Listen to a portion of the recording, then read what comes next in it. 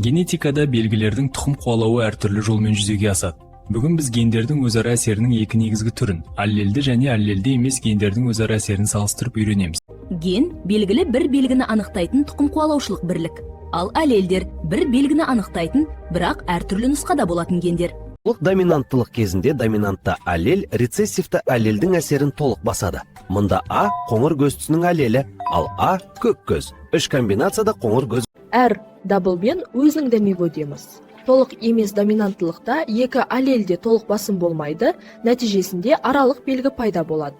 Аллельді емес гендер әртүрлі локустарда орналасқан, бірақ бір белгінің қалыптасуына бірге әсер ететін гендер. Жеке-жеке олар толықтай белгіні айқындамайды. Доминанттылықта екі аллельде бірдей көрініс береді. Мысалы, адамның АБ қан тобы IA мен IB қатар әсер етіп, эритроцитің бетінде екеуінің де антигендері түзіледі.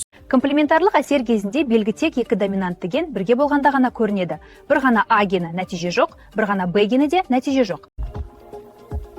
Эпистазда бір ген екінші геннің әсерін басады немесе өзгертеді. Эпистаз.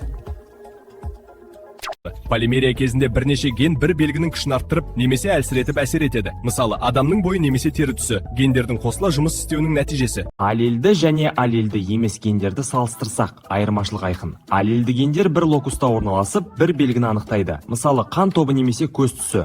Аллельді гендер бір локус ішінде әрекет етсе, ал аллельді емес гендер бірігіп күрделі белгілерді қалыптастырады. Бұл генетикалық әртүрліліктің негізі.